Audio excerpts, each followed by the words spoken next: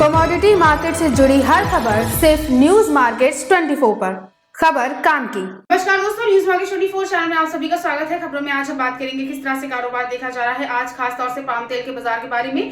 Palm तेल का जो आयात है वो घटने की खबरें आ रही हैं कि आयात घटा तो है, लेकिन ये लेवल 13 साल के सबसे निचले स्तर पर पहुंच गया है।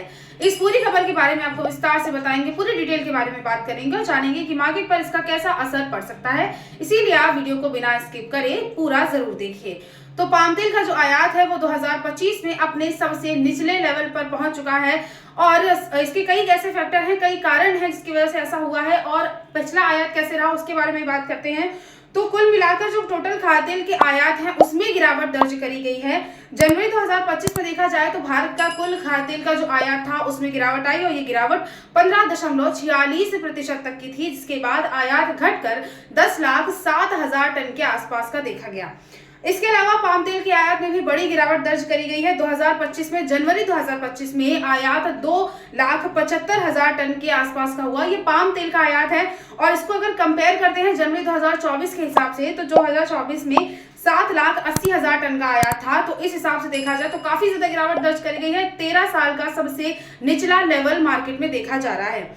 इसके अलावा जो सॉफ्ट ऑयल है उसके डिमांड में भी वृद्धि दर्ज करी गई है। ये भी एक इसका कारण हो सकता है कि सॉफ्ट ऑयल जैसे कि सूरजमुखी और सोयाबीन का जो ऑयल होता है उसमें आयात जो है उनका बढ़कर 21,66,000 टन के आसपास का देखा गया, जिससे पाम तेल के आयात की जो कुल हिस्सेदारी रही वो 70% से घटकर सिर्फ 43% तक रह गई, क्योंकि अन्य तेलों की जो डिमांड है वो बढ़ती हुई नजर आई, जिसकी वजह से पाम तेल के आयात में गिरावट दर्ज करी गई।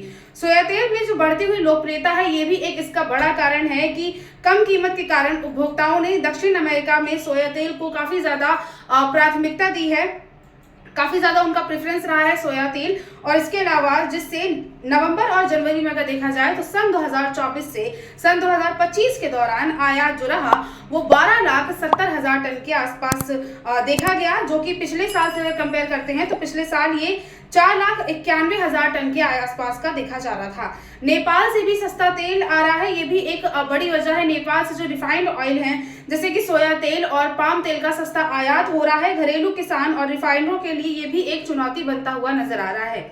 इसके अलावा सूरजमुखी का जो आयात रहा उसमें वृद्धि दर्ज करी गई है। जिस तरह पाम का आयात घट रहा है उसी के उल्टा सूरजमुखी के तेल के आयात में तेजी के साथ कारोबार देखा गया।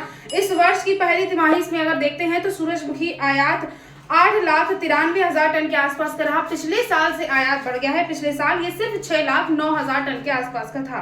उपभोक्ताओं के रुझान में बदलाव भी देखा गया और सस्ते सोया और सूरजमुखी की उपलब्धता के कारण भारत में पाम तेल का आयात घट रहा है। जो उपभोक्ता हैं उनका मानना यह है कि जो सस्ता सोयाबीन और सूरजमुखी ऑलरेडी अवेलेबल है मार्केट में, तो पाम तेल का जो आयात है इसी वजह से घट रहा है, उसको ज्यादा प्राथमिकता नहीं मिल रही है। इसकी वजह से खाद्य तेल की बाजार का जो संतुलन है वो बदलता हुआ नजर आ रहा है, जिससे सरकार और घरेलू उपभोक्ता जो हैं, घरेलू जो उत्पादक है, जो प्रोडक्शन करते हैं, उनके लिए नई चुनौतियां खड़ी हो रही हैं। तो इस तरह से पाम तेल के आयात में गिरावट दर्ज करी गई है। इसका आने वाले टाइम पे जाहिर सी बात है कीमतों पर देखने को असर मिलेगा और भारत पर भी इस चीज का असर देखने को मिलेगा। घरेलू मार्केट पर डिपेंड करेगा बाजार।